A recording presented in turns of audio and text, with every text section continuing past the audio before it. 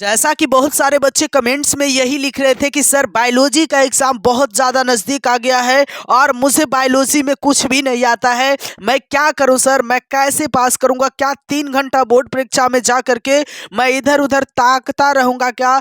मुझे कोई सॉल्यूशन समझ में नहीं आ रहा है। उन बच्चों के लिए ये वीडियो स्पेशल बनाया जा रहा है। मेरे प्यारे बच्चों, आप बहुत ही ज़्यादा लकी हो जो इस वीडियो पे क्लिक किए हो, क्योंकि इस वीडियो में आपका बायोलॉजी का पूरा सॉल्यूशन मिलेगा। अगर आपने बायोलॉजी से उम्मीद छोड़ रखा है, अगर आप 12th का 12वीं का छात्र हो और चाहते हो कि मैं बायोलॉजी में अच्छे अंक को हासिल करूं, तो इस वीडियो को अंत तक जरूर देखिएगा, क्योंकि आधा अधूरा ज्ञान कोई काम का नहीं होता है मेरे प्यारे बच्चों। इसलिए आपको इस वीडियो के अंत तक मैं आपको बताते जाऊंगा, और जो मैं बताऊंगा वो आप अगर फॉलो कर लेते हो तो आपका 75% से ज़्यादा अंक बायोलॉजी में आएगा।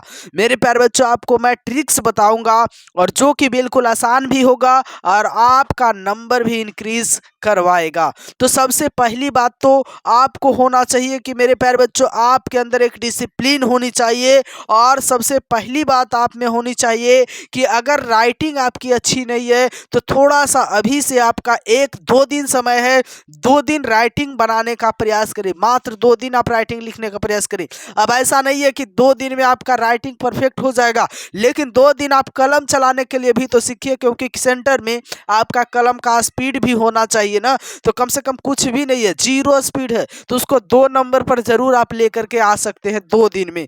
तो मेरे प्यारे बच्चों, आपको राइटिंग लिखने के लिए जरूर 2 दिन ट्राई करना होगा, क्योंकि कई बच्चे मोबाइल में पढ़ते हैं, लेकिन जो मोबाइल में पढ़ते हैं उसे लिखने का कभी प्रयास नहीं करते हैं और डायरेक्ट उसे लिखने का प्रयास सेंटर में करते हैं।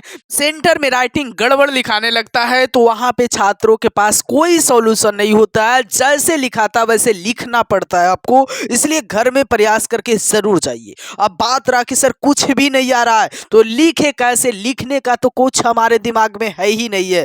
तो देखिए, अगर आपको लिखने के लिए कुछ भी दिमाग में नहीं है तो अब बात आती है कि ऑब्जेक्टिव भी हमसे नहीं बन पाएगा। तो देखिए मेरे प्यारे बच्चों, ऑब्जेक्टिव जो है, आप इस चैनल को सब्सक्राइब कर लीजिए और इस चैनल के प्लेलिस्ट में जा करके आप देख सकते हैं ऑब्जेक्टिव तुक्का लगा करके कैसे हम लोग 50 ऑब्जेक्टिव में 35 ऑब्जेक्टिव सही कर सकते हैं। जा करके आप देखिएगा। और उसके बाद मैं अभी इस वीडियो में चर्चा कर देता हूं कि सब्जेक्टिव आपको कैसे लिखना है। अगर कुछ भी नहीं आता है तो कैसे लिखना है, कुछ आता है तब तो बात की बात है, लेकिन अगर आपको कुछ भी नहीं आता है तो सब्जेक्टिव आपको कैसे लिखना है। तो मेरे प्यारे साथियों, मैं आपको बता दूं कि सब्जेक्टिव कैसे लिखना है। तो जब कभी भी आपके सामने क्वेश्चन आए, 2 नंबर का क्वेश्चन है मेरे प्यारे बच्चों, तो खाली कभी नहीं छोड़ना चाहिए। जीवन में कुछ लिखने पर कुछ नंबर आपको मिलेगा।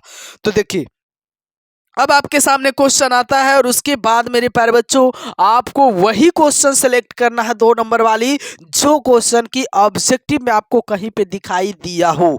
ऑब्जेक्टिव में दिखाई दिया हो वही क्वेश्चन को अगर आप सब्जेक्टिव में सिलेक्ट करते हो तो सब्जेक्टिव में आप बढ़िया से लिखिएगा उत्तर, और क्वेश्चन नंबर दे करके उत्तर जरूर लिखिएगा। क्योंकि कई बच्चे उत्तर पूरा लिख देते हैं लेकिन क्वेश्चन नंबर नहीं देते हैं। तो ऐसे में होता क्या है कि टीचर को पते नहीं लगता है कि यहाँ पे बच्चा किसका उत्तर दिया है। तो वैसे में आपका मार्क्स कट जाएगा और आपको मार्क्स नहीं मिलेगा और आपको लगेगा कि हम तो लिख करके आए हैं लेकिन हमें मिला नहीं है।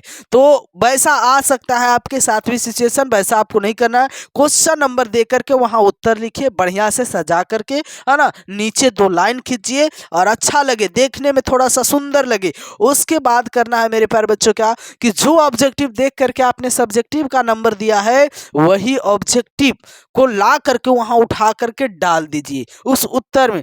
पहले क्या करना है, जो क्वेश्चन लिखा है उसी क्वेश्चन को एक बार रिपीट करना है, क्योंकि ऐसा होता है। उसके बाद में क्या करना, जो ऑब्जेक्टिव आपने देखा उस ऑब्जेक्टिव को आपको वहां पे डाल देना है। यानी एक क्वेश्चन वाली लाइन और एक इधर ऑब्जेक्टिव वाली लाइन, और ऑब्जेक्टिव का जो ऑप्शन सही है उस ऑप्शन को भी वहां पर डाल दीजिएगा।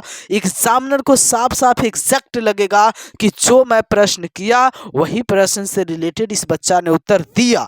तो यहाँ यहाँ पर होगा क्या कि आपको पूरा नंबर तो नहीं, अगर टीचर थोड़ा सा मतलब इग्नोर कर देंगे तो आपको पूरा नंबर दे देंगे, लेकिन बारीकी से चेक करेंगे फिर भी मतलब बढ़िया से भी कॉपी चेकिंग होगा तो आपको 2 नंबर में 1 से 1.5 नंबर गारंटी के साथ मिलेगा और 5 नंबर में 2.5 नंबर गारंटी के साथ आपको मिलेगा। चाहे कॉपी कितने भी बारीकी से क्यों ना चेक हो जाए, आपको नंबर मिलेगा। तो मेरे प्यारे बच्चों, आप मेरे साथ जुड़े रहिए हमेशा। चैनल पे नए तो चैनल को भी सब्सक्राइब करिए और इसी तरह से मैं आपको हमेशा नए नए बात